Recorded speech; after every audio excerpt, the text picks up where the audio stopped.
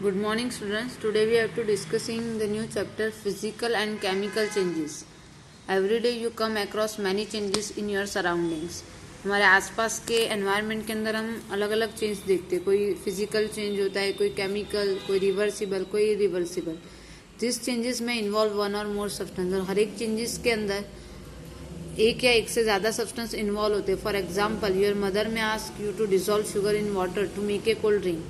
Making a sugar solution is a change. Normally जब भी हम शुगर को पानी के अंदर डिजोल्व करेंगे तो नॉर्मली जो भी शुगर सॉल्यूशन बनेगा वो चेंज होगा. तो similarly setting curd from milk is a change. No, क्योंकि शुगर अगर पानी में डालेंगे तो वैसे ही मीठी उसका जो चेंज है वो थोड़ा डाइल्यूट हो जाएगा. Similarly setting curd from milk, अगर मिल्क में से हम कर्ड बनाने जा रहे हैं तो वहाँ पे क्या हो रहा है, चेंज, केमिकल चेंज हो रहा है. क्यों? क्योंकि दूध में से क्या बन रहा है, दही. तो ओरिजिनल कर्ड जो भी कर्ड बन रहा है वो ओरिजिनल मिल्क में वापस में कन्वर्ट होने वाला नहीं है. तो ऐसे चेंजेस जो हमको डेली लाइफ में दिखाई देते हैं. समटाइम्स मिल्क बिकम सॉर, कभी कभी मिल्क भी क्या हो जाता है, खट्टा हो जाता है. तो soaring of milk is also change. मतलब जब हम मिल्क में से कर्ड बनाते हैं तो वो भी एक चेंज हो गया, क्योंकि दही वापस मिल्क में नहीं कन्वर्ट होने वाला. Curd does not converted back into the milk. Similarly sour milk is also change because original milk जैसे सॉरिंग मिल्क में कन्वर्ट हो जाएगा तो उसमें से सिर्फ पनीर बनेगा. तो पनीर वापस बैक कन्वर्टेड मिल्क में होगा नहीं. Stretched rubber band also represents ए चेंज. स्ट्रेच रबर बैंड मतलब ओरिजिनल रबर बैंड जो होता है और स्ट्रेचिंग हुआ रबर बैंड, उसमें दोनों में डिफरेंस है. उसका साइज और उसकी जो फ्लेक्सिबिलिटी होती है वो दोनों क्या हो जाती है, चेंज हो जाती है. Normally in this chapter we shall perform some activities and study the nature of this changes. मतलब हमारे डेली लाइफ में किस टाइप के चेंजेस आ रहे हैं, बराबर उसके हिसाब से अलग अलग टाइप्स है. Broadly this changes are two kinds, physical change and chemical change. यहाँ पे लिखा है कि there are two types of changes, physical changes and chemical changes. There are two types of changes. यहाँ एक पेपर का एक एक्टिविटी दी है. We explain this I explain this activity. Cut a piece of paper in 4 square. यहाँ पे एक piece of paper लिया हुआ है. That this is a piece of paper and that piece of paper is cutted into 4 categories या 4 pieces. Cut each square piece further into 4 square pieces. Each square piece is further cutted into the 4 square pieces. Lay these pieces on the floor or a table. और फिर ये सभी pieces को कटे हुए वापस हमको क्या करना, अरेंज कर देना है फ्लोर के ऊपर. So the shape of the original piece of paper. तो हमको ऐसा दिखाई कि जैसे हम उसको ज्वाइन करने की कोशिश करेंगे तो उसका शेप ओरिजिनल पेपर जैसा दिखेगा. Obviously we can not join the pieces back to make the original piece. वापस से एक बार जो कट गए पीस है वो वापस से ओरिजिनल पेपर में हम कन्वर्ट कर सकते नहीं है. But there is change in the property of the paper. पर यहाँ पे क्या हो गया, पेपर की जो प्रॉपर्टी थी वो चेंज हो गई. क्यों? क्योंकि ओरिजिनल पेपर और जो टुकड़े के अंदर कन्वर्ट किया हुआ पेपर है, दोनों के अंदर क्या हुआ, चेंज हुआ. दैट मीन्स ये फिजिकल चेंज जो हम देख सकते हैं, ऑब्जर्व कर सकते हैं. दूसरी एक्टिविटी है collect the chalk dust lying on the floor. जब भी टीचर ब्लैक बोर्ड के ऊपर पढ़ा रहे होते हैं और उसमें से जो चॉक डस्ट नीचे गिर जाती है, बराबर, तो आप कलेक्ट करते हैं तो आपको पाउडर की तरह दिखती है. And crush a small piece of chalk into dust. Add a little water to the dust to make a paste. और वापस से थोड़ा सा ये जो चॉक डस्ट होती है नीचे गिरी हुई, उसके अंदर आपको थोड़ा सा पानी ऐड करना है और उसके हेल्प से क्या बन जाएगी, एक पेस्ट बन जाएगी. Roll it into the shape of a piece of chalk, let it dry. और उसको क्या करो, इस पेस्ट को रोल करो और चॉक की तरह रखो. Did you recover chalk from the dust. Dust में से जो भी चॉक डस्ट है उसमें से वापस चॉक बन जाएगा. नोट बनेगा ज़रूर, पर उसका जो ओरिजिनल शेप है वो नहीं गेन होगा. Take some ice in a glass or plastic tumbler. एक प्लास्टिक टम्बलर है, उसके अंदर आप आइस को लेना है. Melt a small portion of ice by placing the tumbler in the sun. थोड़े से जो आइस है वो आपको सन के अंदर रख देने हैं. You have now a mixture of ice and water. Now place the tumbler in a freezing mixture. Ice plus common salt. Does the water become solid ice once again. तो यस, वाटर जो भी सन के अंदर आपने जो ice रखा वो melt होकर वाटर में कन्वर्ट हो जाएगा. और वापस आप क्या करोगे, इस वाटर को फ्रीजिंग कर दोगे तो वापस से क्या बन जाएगा, आइस बन जाएगा.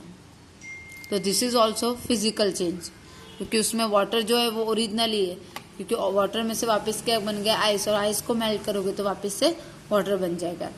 Boil some water in a container, do you see the steam. अब जब भी कोई कुकर या फिर कोई वाटर पॉट के अंदर या वाटर बॉयलर के अंदर पानी उबालने के लिए रखोगे तो उसमें से आपको स्टीम अराइज हुई दिखाई देगी, इस तरह स्टीम ऊपर water vapour. And hold an inverted pan by its handle over the steam at some distance from the boiling water. मतलब आपको क्या करना है कि इसके ऊपर बॉयलर के ऊपर एक इन्वर्टेड पैन या फिर इन्वर्टेड लीड रख देनी है, ताकि आपको क्या दिखाई देगा कि inner surface of the pan do you see any droplet of the water. क्यों? क्योंकि वाटर वेपर जैसे ही कोल्ड हो जाएगी तो वो उस लीड के ऊपर जमा हो जाएगी, जैसे जैसे जमा हो जाएगी ठंडी होगी तो उसमें से वापस वाटर ड्रॉपलेट्स बनेंगे। This is also physical change. उसी तरह hold a used hacksaw belt, hacksaw blade with the pair of tong, मतलब हैक्सो ब्लेड लेनी है और वो हैक्सो ब्लेड मतलब यहाँ से कटिंग की हुई रहती है, इस यहाँ पे बताई नहीं है, पर हैक्सो ब्लेड लेनी है जो नॉर्मली हम यूज करते हैं सेविंग के लिए। Keep the tip of the free and on the flame of A gas stove, उसका जो फ्री एंड है वो गैस स्टव के ऊपर फ्लेम करके हीट करना है।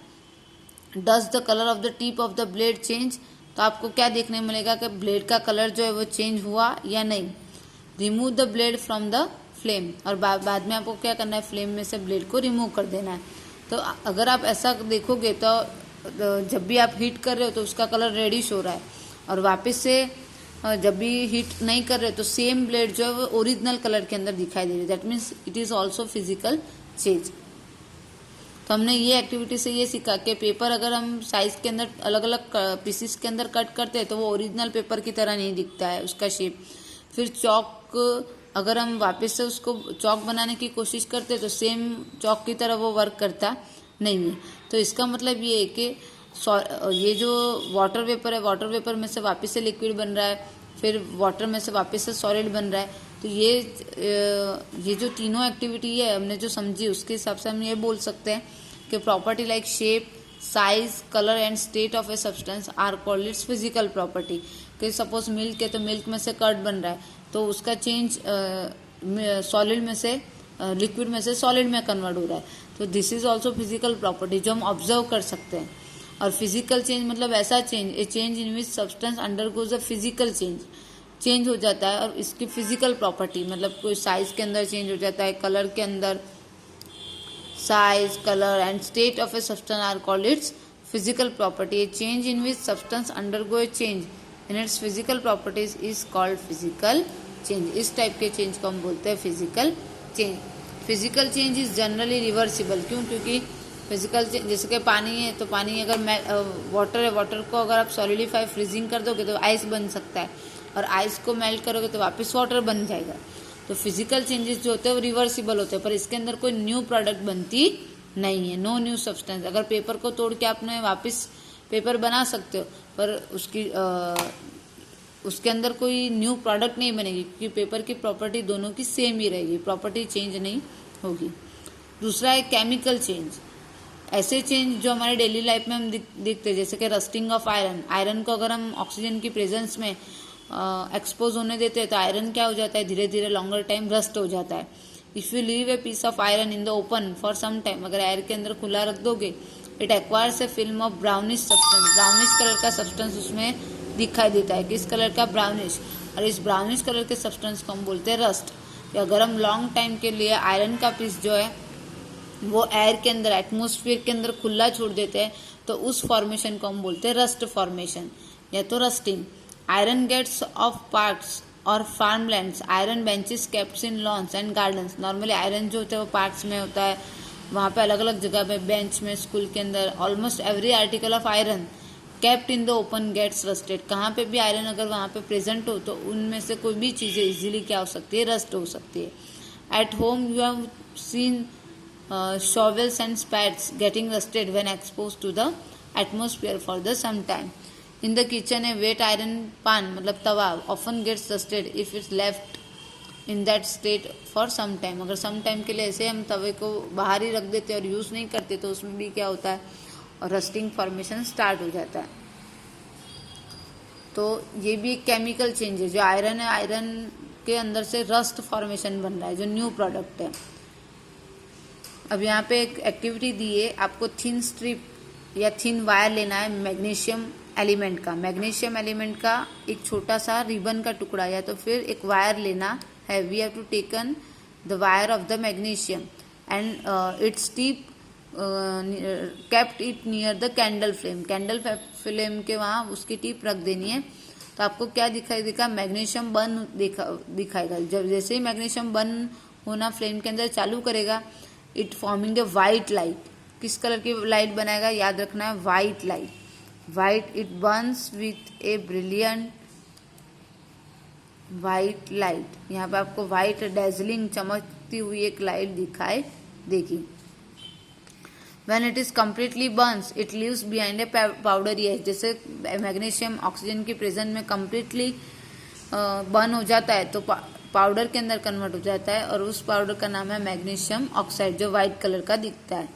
ओके, तो मैग्नीशियम प्लस ऑक्सीजन, ये वाले reaction, magnesium plus oxygen give rise to magnesium oxide, MgO।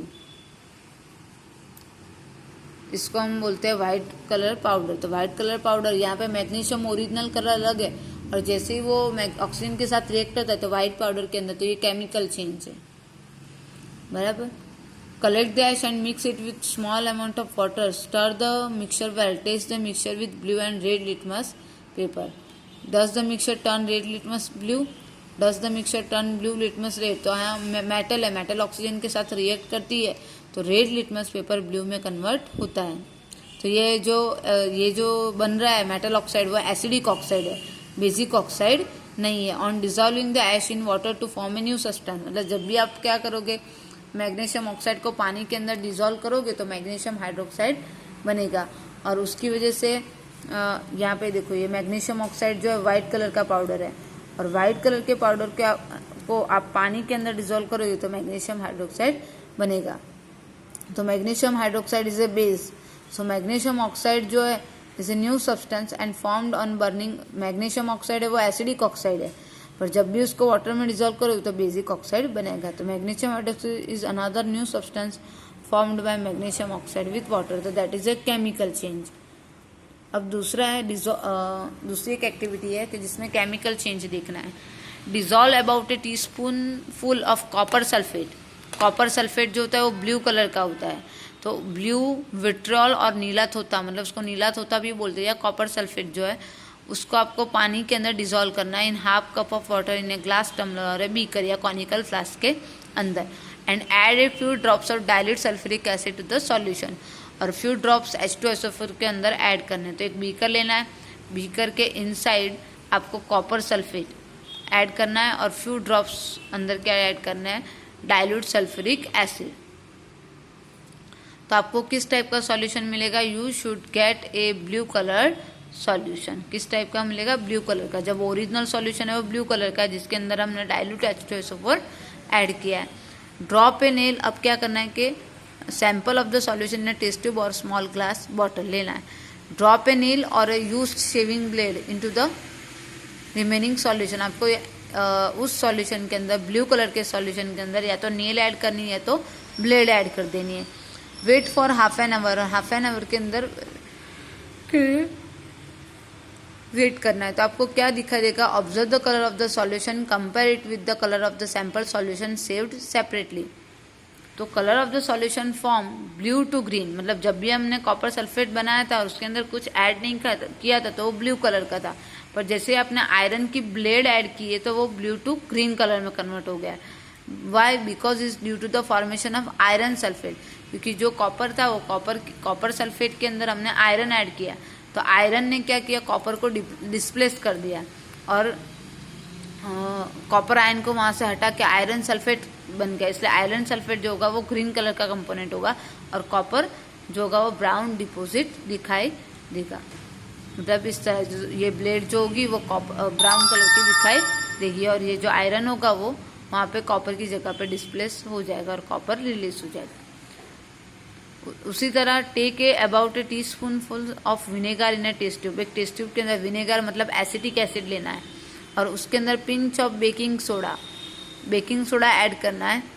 You should hear a hissing sound and see bubbles of gas coming out. जैसे आप एसिटिक एसिड के अंदर baking soda sodium bicarbonate add करोगे तो आपको छोटे छोटे हिसिंग साउंड जैसे बबल्स के गैस दिखाई देंगे। Now we have to continue this activity in next lecture. तो फिजिकल चेंज मतलब कैसे change like that. 1 minute. Physical change it is a temporary change. Physical change जो होता है वो टेम्पररी चेंज होता है। No new substance are formed in physical change. Physical change reversible हो सकता है। No change in the composition और द प्रॉपर्टी। प्रॉपर्टी के अंदर कोई भी चेंज नहीं होता है। Energy of some kind may और may not be absorb. Energy होती है कभी एब्जॉर्ब हो सकती है और नहीं भी हो सकती। That is the properties of the physical change. So thank you.